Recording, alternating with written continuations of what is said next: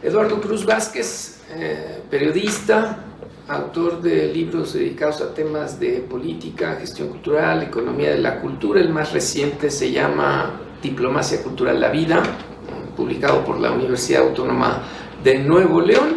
Soy coordinador del Grupo de Reflexión sobre Economía y Cultura y editor de contenido del sitio de información y análisis del sector cultural Paso Libre. ¿Habías imaginado un escenario de esta magnitud? ¿Cómo lo describirías? Catastrófico, no solo por una evolución de una crisis, diría yo casi permanente del sector cultural, pero que tenía paliativos o tuvo en los últimos 20 años momentos, digamos, de crecimiento sostenible, de poder hacer algunas cuentas alegres. Pero en realidad el sector cultural ha padecido, como muchas generaciones, de un periodo, de un largo periodo en el cual las cosas no terminaban de salir bien, sobre todo desde el punto de vista de los muy diversos escenarios que viven del subsidio o del gasto público o del financiamiento directo a través de recursos que provienen del gasto público. Entonces, ¿no podríamos imaginar un escenario así? Por supuesto que no, porque no estaba en la agenda una catástrofe sanitaria. Sí podríamos pensar cuando hubo temblores, cuando ha habido sismos, otras formas de expresión terribles en las cuales pues la sociedad sale muy dañada, pero en este caso no. Y por eso lo que ha hecho la crisis sanitaria del coronavirus es profundizar una crisis, llevarla literalmente hasta casi, pienso que todavía no estamos tocando fondo, pero que estamos muy cerca de llegar a aquella frase que decía: dichosos aquellos que conocen el fondo del pozo, porque al menos saben que de ahí no pasarán. ¿Cómo has vivido y vives la pandemia a nivel personal y profesional? ¿Qué cambios han ocurrido y cómo los has enfrentado? Es una situación cuya respuesta es bien difícil, porque aquellos que hemos encontrado una forma de vida y que hemos podido tener acceso a fuente de trabajo, a proyectos, a capacidades y a posibilidades de desarrollo, pues sin duda la pandemia nos ha enseñado nuevas formas de llevar adelante nuestro trabajo, y en ese sentido, por fortuna, no hemos padecido ni de desempleo ni de otras condiciones que pudieran haber puesto en riesgo nuestra vida o la de nuestros entornos más cercanos. Sin duda, el proceso, como a todos, nos ha costado mucho trabajo adaptarnos, entender, saber convivir con una serie de limitaciones, pero al final en nuestros espacios de trabajo y en nuestros espacios familiares hemos encontrado las maneras de salir adelante y hacer de esto un caso productivo. Digamos, puedo decirles a ustedes cuando vean esto que jamás en mi vida había escrito tanto, ni leído tanto, ni reflexionado tanto en torno a mis temas como en estos últimos 17 meses. Hablando de impactos económicos, sociales, políticos y por supuesto culturales, ¿qué cambios a corto, mediano y largo plazo identificas para el sector cultural? Desde el punto del gasto público, desde el punto de vista de lo que es la presencia del Estado, no de los gobiernos, del Estado, en el sistema que conforma el sector cultural, no solo estamos viendo una retracción, no solo estamos viendo un alejamiento de muchas de las funciones que tradicionalmente había observado el Estado, sino que además se van a profundizar todavía. Entonces, yo he escrito en mis artículos que esa batalla para muchos, entre los que me cuento, está perdida.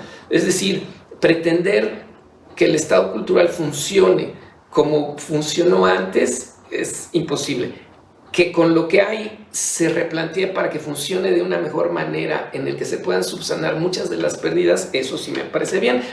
No creo que este gobierno lo vaya a hacer en lo que falta, y me temo que el que viene va a hacerlo muy poco, pero sin embargo pues es muy temprano para adelantar vísperas. Entonces, la batalla en el ámbito de la parte fiscal es una parte también prácticamente perdida. Es decir, la política fiscal no va a cambiar de manera drástica, y lo que yo he apuntado en muchos análisis es que lo que hay que hacer es agotar el espacio fiscal que existe. Es pretender que el gobierno ahí sí decida que los de cultura y ciencia van a tener ciertos apoyos por ser eso, también me parece que es una batalla perdida, o sea, y que no hay para dónde. Ojo, no quiero decir que esté de acuerdo.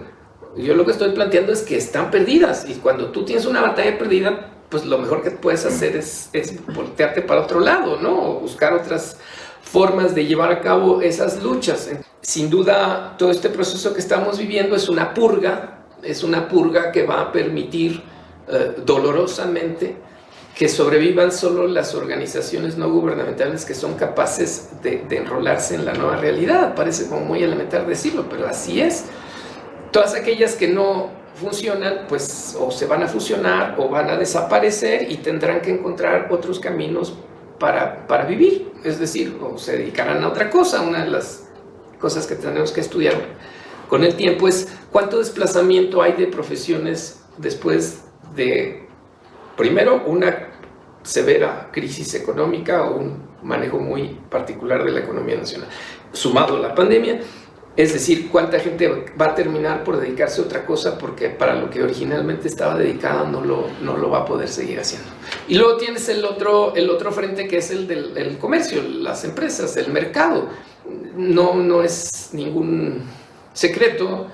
Quien lee barras o ve gráficas básicas puede ver claramente que para eso sirve el INEGI, que vaya que ha demostrado que el INEGI sirve para muchísimo en todo este proceso.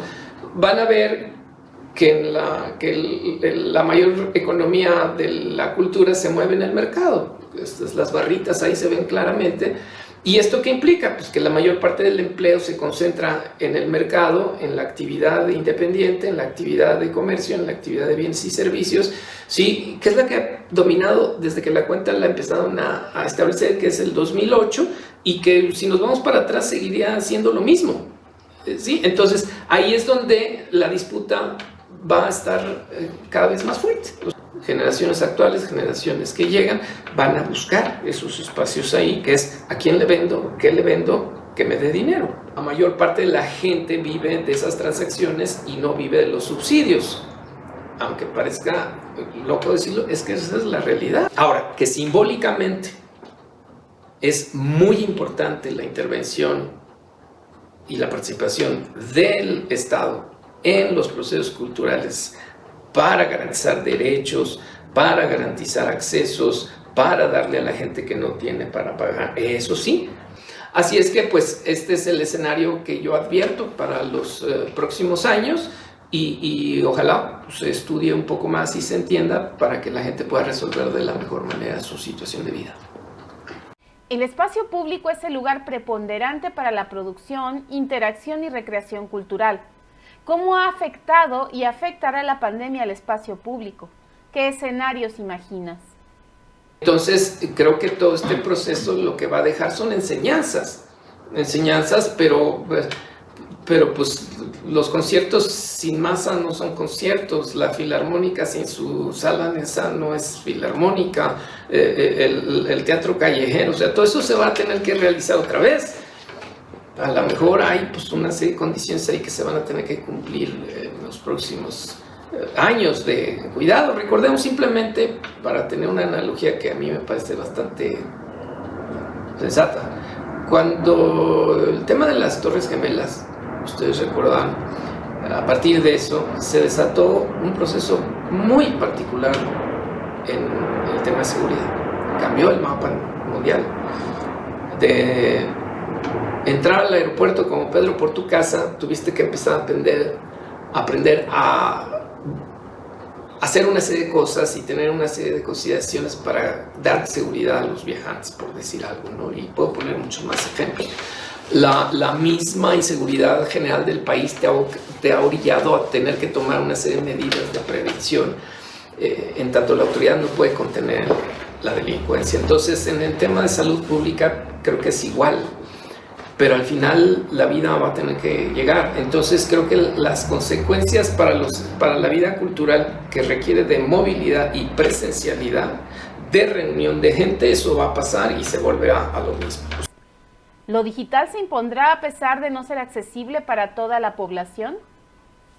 Entonces lo que va a quedar es justamente el influjo de la tecnología, toda esta entrada en pleno de estos discursos alternativos, por decirles de alguna forma, en la recreación de la cultura, y yo creo que ahí es donde hay que poner el acento. Es decir, cómo lograr que las herramientas tecnológicas a las que hemos podido acceder unos cuantos durante la pandemia se amplíen y puedan llevar beneficios a muchos sectores sociales. Yo creo que ahí está una enorme tarea que esperamos se pueda cumplir, porque además pues hacen mucha fiesta con el tema del triunfo de la cultura digital, pero cuando tú te vas a los datos del INEGI de cobertura de internet, la forma en que se consume y los lugares a donde llega, por el amor de Dios, estamos atrasadísimos. Es una ficción urbana de clases medias y de fifís, porque en realidad, aunque haya uno que otro que se conecta en Oaxaca, pues en realidad la gente sigue estando muy lejana. Entonces ahí hay una gran enseñanza de todo esto, es cómo aumentamos esa cultura digital. ¿Se están creando nuevas formas y modelos de creación, producción, difusión y gestión entre audiencias y artistas, gestores y creadores? Eso es muy difícil medirlo ahorita. Es evidente porque basta acercarse a las redes sociales o a los canales de televisión, en fin, es evidente que ha surgido, digamos, una nueva serie de lecturas de la realidad a partir del confinamiento. Nosotros mismos en Paso Libre hicimos esto que llamamos Corona Crónicas antivirulianas, bitácora de un cautiverio. Es evidente que todo el influjo de cambio de hábitos, prácticas, consumos culturales, es algo que tendríamos que estar estudiando y que obviamente están ahí a la puerta, están visibles, están notorias, pero es evidente que todo esto, sobre todo en generaciones más jóvenes y más habilidosas, va a generar nuevos discursos que además espero les generen formas de vida, es decir, que puedan convertirse en modos de producción que permitan que la gente viva dignamente de eso. En México el impacto económico de la pandemia está siendo demoledor. ¿Qué alternativas propones ante la precarización del sector cultural? Lo primero la primera medida es la aceptación de las cosas. Es decir, creo que al final es natural, y yo lo entiendo porque lo vivo en otros niveles, es muy difícil aceptar que hay cosas que dejaron de ser o de ser funcionales y se tienen que buscar, optar por otros modelos. Que todos tomemos conciencia y que entendamos hacia dónde tenemos que caminar, creo que eso es una primer cosa que yo desearía mucho y que no necesariamente sé si va a pasar así. Luego, lo otro es lo que decía yo creo que hay que buscar agotar el espacio fiscal. Creo que sin duda la sugerencia a cualquier autoridad sería, independientemente de que los beneficios pudieran ampliarse para esta aspiración de una política fiscal para la cultura, es cómo agotamos lo que tenemos. Otra propuesta es entender que los ricos de México, hay muchos ricos de México que no aportan a organizaciones no gubernamentales pudiendo hacerlo. Hay muchos ricos en México que podrían todavía participar más activamente en el financiamiento de la vida cultural, sobre todo para aquellos que no tienen acceso a bienes y servicios, que teniendo espacio fiscal no lo quieren usar, pero no lo usan porque no entienden esto. O sea, yo creo que hay una capa empresarial, ojo, no ignorante, no, porque no son ningunos tontos. No, simplemente no tienen la información necesaria, ni se ha sabido dar la información necesaria para ampliar esa franja de intervención desde la lógica privada en el financiamiento de la cultura del país.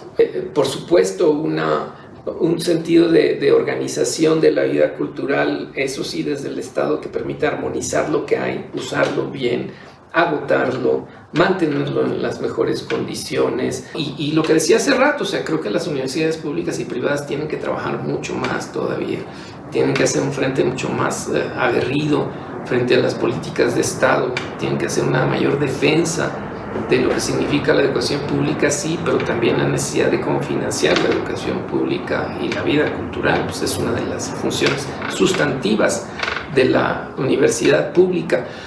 ¿Cuál es tu opinión de la respuesta y formas de abordar los impactos de la pandemia de los gobiernos federal, estatales y municipales en México? Se ha llegado a pensar que tiene que ver estrictamente con las habilidades de las autoridades para resolver problemas, sin duda. Eso es fundamental, pero también tiene que ver con las economías de cada nación. Digamos, en el caso de México, evidentemente no podemos pensar que hubo una respuesta contundente, organizada y salvadora del sector cultural, porque ya veníamos con una serie de medidas que anulaban eso. Entonces, no hubo respuesta, pues no. Hubo paliativos, pues sí. ¿Sabemos el impacto que ha tenido todo esto? No. Ahora en noviembre salen los resultados de la cuenta satélite del año 20. Vamos a ver de qué tamaño estuvo la crisis según el INEGI. Pero los datos que han salido en los informes trimestrales, pues obviamente esperamos que va a haber una caída de todo esto. Entonces, pues no. Aquí ha sido sálvese quien pueda y pues ya, y el gobierno pues metió cosas en internet y se acabó, ¿no? Como las universidades, o sea, no hubo capacidad de respuesta. ¿Se ha generado una política pública que aborde de forma asertiva la problemática del sector cultural? ¿Conoces alguna experiencia a nivel internacional o nacional que sea ejemplo de política cultural en el contexto actual? Tú te refieres en tu planteamiento si eso fue organizado desde una lógica de Estado, desde una lógica de gobierno, como lo hicieron en Estados Unidos, como lo hicieron en Alemania, como lo hicieron en Francia, como lo hicieron en España. Es decir, que existía una lógica de Estado en la cual decían esto o le metemos lana o se nos cae. Esa es una simplificación. Bueno, esas economías permitieron hacerlo. Tenían de dónde jalar dinero para eso. La economía mexicana no lo permitía. Por lo tanto, no lo hizo. ¿Sí? Entonces, ¿son ejemplares y emblemáticas las acciones tomadas por otros gobiernos para salvar sus sectores culturales? Pues sí. ¿En qué se simplifican? En poner a disposición de la gente recursos para que el paro fuera lo menos violento. Es darles dinero. ¿Cómo? A través del propio empleo en las plataformas virtuales o simple y llanamente como subsidios de desempleo, como ocurrió en estos países a los que nos hemos referido. ¿Crees que exista la posibilidad de una reestructuración de las instituciones culturales frente al contexto actual y futuro en México? ¿En qué debería de consistir esa reestructuración? Lo que se hereda de gobiernos que venían con las lógicas neoliberales, como se han calificado, a los modelos cuatroteístas, ¿verdad? La gran modificación que han hecho es simple y llanamente quitarle dinero. Tú puedes quitarle dinero a las instituciones y decirles, pues a ver, ahora hagan lo mismo sin dinero o busquen lana, ¿no? Vayan a ver al sector privado, a ver quién quiere pagar cosas. Entonces te digo, lo que está en juego en los próximos años y sobre todo en el cambio de gobierno es que esa reestructuración forzada a partir de la ausencia de recursos, porque tú tienes que reestructurar de alguna manera en la medida en que te quitan dinero, entonces tienes que priorizar, tienes que decidir si puedes suprimes áreas, etcétera, sea más profunda. ¿Sí soy claro? Sí, entonces yo lo que decía en mis artículos es que contra todo lo que se piensa, viene una gran oportunidad de que la reforma cultural realmente se profundice. Sí, o sea, que la reforma cultural sea la reforma que necesitamos, que es lo que te decía hace rato. es asumir que la actual Secretaría de Cultura, la actual Bellas Artes, la actual Antropología, la actual IMCINE, todas esas cosas tienen que todavía cambiar muchísimo, y que ese cambio es no solo en el manejo de sus dineros, sino es en las estructuras que las sostienen. Es una reingeniería o de plano una reinvención. A lo mejor el futuro de este país está en no tener un instituto de antropología, sino otra cosa. A lo mejor ya no necesitamos Bellas Artes, sino otra cosa, ¿sí? Ahora, eso para mí es lo interesante. Lo que pasa es que eso no es taquillero, no vende votos. Y en este país, en donde el valor simbólico impide ver muchas cosas, pues a lo mejor nunca nadie se va a atrever, y ahí tendrán esa estructura escuálida y flacojerosa, cansada y sin ilusiones, que son las instituciones culturales. A lo mejor algún estado decide cambiar las cosas, no sé, es difícil, ¿verdad? Desde este lado, para mí, dirán, es muy fácil que tú plantees eso. Lo que pasa es que si quieres darle viabilidad a todo, tenemos que cambiar, pasa por las instituciones públicas de educación, la UAM, la UNAM, todos tenemos que cambiar en eso. Mi conclusión es que las condiciones que actualmente se viven en México, acentuadas por la pandemia, pero que ya venían manifiestas desde el inicio de la administración, que en ese sentido tomó decisiones muy radicales, que eran esperables por lo demás, pues nos plantea un escenario en el que se tiene que entender. Yo le digo mucho a mis colegas, es que no terminan de entender la lógica del presidente. Es que no terminan de entender la lógica de lo que está planteándose. Luchar contra ello no, criticarlo sí. Lo más sensato es decir, ¿qué vamos a hacer con lo que hay para adelante? Porque pretender pensar que eso va a regresar es imposible.